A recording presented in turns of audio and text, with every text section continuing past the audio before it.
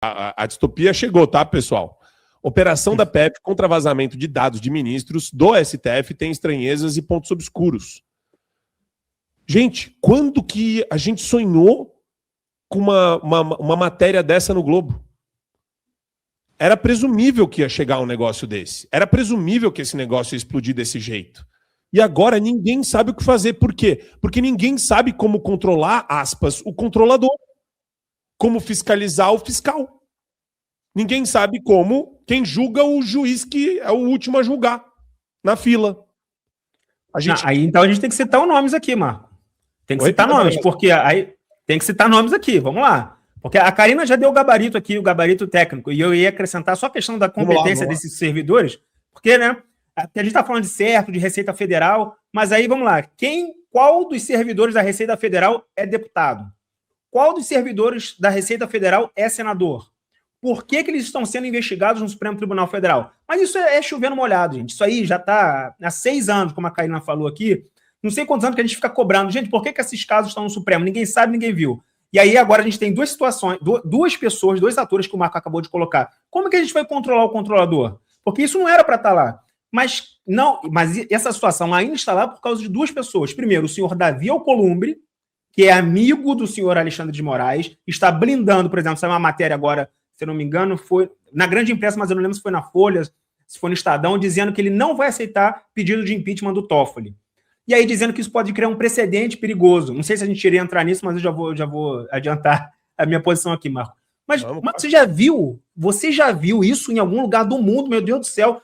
Marco, impeachment é para crime de responsabilidade. Que precedente perigoso que o senhor Alcolumbre está com medo de que seja colocado para frente. Porque é um processo de responsabilização de um servidor público que infringiu a lei. Que precedente que a gente pode estar mandando para a sociedade? Olha, o delegado pensou que ele teme criar um precedente perigoso, então ele não vai instaurar em crédito por causa desse crime aqui, não. O juiz não vai condenar esse réu aqui que cometeu esse crime aqui, não, porque ele não quer criar um precedente perigoso. Imagina se a gente vai entrar nesse... Olha o nível da desculpa esfarrapada do senhor Davi Alcolumbre. Mas isso, Marco, não é porque ele quer proteger o Toffoli. É porque esse precedente perigoso é para não ser usado contra o senhor Alexandre de Moraes. Porque o senhor Alcolumbre, como eu disse aqui, é amigo pessoal do senhor Alexandre de Moraes. Então está blindando, falar com todas as letras aqui, em português bem claro, está blindando o senhor Alexandre de Moraes de pedidos de impeachment, como ele faz aí há anos. A gente deve ter, sei lá, não sei quantas dezenas de pedidos de impeachment lá no Senado, que estão na gaveta do senhor Davi Alcolumbre. E o outro ator, que eu queria trazer aqui para vocês, que todo mundo sabe quem é o senhor Paulo Gonet, que transformou a PGR numa espécie de vassalo de um ministro do Supremo Tribunal Federal, que colocou ele lá, Marco. Todo mundo aqui sabe disso. A imprensa revelou que quem colocou o Paulo Gonet como PGR foi o senhor Alexandre de Moraes e o senhor Gilmar Mendes. Então, o PGR atua como uma espécie de vassalagem com o ministro Alexandre de Moraes, uma dobradinha. Tanto que foi ele que pediu essas cautelares contra os servidores da Receita. Se ele fala o seguinte, Marco, não tem competência, o STF não tem competência, tudo bem que a Polícia Federal, né, alguns delegados da Polícia Federal que atuam nesses inquéritos e que também atuam nesse sentido de subordinação total às vontades do ministro Alexandre de Moraes, poderiam pedir essas medidas e o Moraes iria provavelmente deferir. Mas se o PGR dá essa posição de legalidade, a gente iria aqui concordar, ia bater palma. É o mínimo que a gente espera. Só que nem isso o PGR consegue fazer. Nem dizer o mínimo, nem dizer o básico, nem dizer, não, essas pessoas aqui, um servidor de não sei aonde, que trabalha no Rio, faz não sei o quê, ele não tem competência para ter sido julgado, para estar sendo investigado aqui no Supremo Tribunal Federal. Ou a gente tem alguma notícia, Karina, de que tem algum senador envolvido nessa compra aí? Não tem. E aí a gente tem uma outra notícia, Marco, desculpa estar me alongando aqui, vamos lá, mas já vou aqui entrar numa notícia que acabou de sair no Metrópolis, dizendo o seguinte, Moraes está com sangue nos olhos, aí eu vou querer perguntar para vocês dois, Moraes está com sangue nos olhos para correr atrás da pessoa que revelou. É isso aí mesmo, Moraes está com sangue nos olhos para descobrir quem acessou dados da esposa. Marco, que tipo de juiz consegue conduzir um processo com imparcialidade, com sangue nos olhos? Que notícia absurda. É uma notícia escabrosa. Mas isso tá ficando muito legal, esse jogo, porque a paranoia tem que estar instalada. A paranoia faz parte de um processo de erosão institucional iniciada por eles.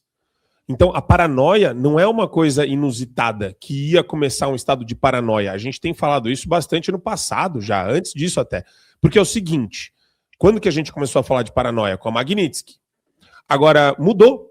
A pressão não é mais Magnitsky, Karina. A pressão é a sujeirada do Vorcaro e do Banco Master que espalhou. O cocô espalhou no Moraes. O Moraes tá sujo de cocô, ele e a mulher dele. E daí o que acontece? Se a galera vê os caras sujos de cocô, pensam no quê? Vamos supor aqui, ó, exercício hipotético, Karina, eu e você. O cara da Receita, ele começa a precificar, o cara às vezes tem uma régua moral muito elevada, que nem o Moraes, que nem o próprio Moraes, que é um bandido, que nem o próprio Flávio Dino, que é um canalha, bandido, criminoso. Todos eles. Aí o cara vai lá, precifica.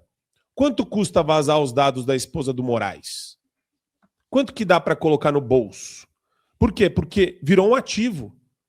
Porque o Brasil inteiro quer saber. Porque todo mundo tinha que querer quebrar o sigilo da esposa do Moraes. Ela e o Moraes estão nus, na praça agora. Então não adianta vir com sangue nos olhos. A nota da Unifisco, eu queria ler para você, Karina.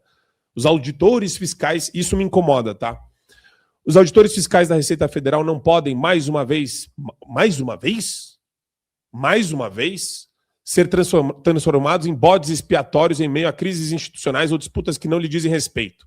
A instrumentalização de servidores públicos para deslocar o foco do debate público compromete a credibilidade das instituições e enfraquece o Estado de Direito. Essas notas eu tô cansado, Karina. Eu tô cansado de ver essas notas. É cheia de eufemismo, não vai direto ao ponto. É nota, o Enio estava falando de gente covarde, ainda é uma nota covarde.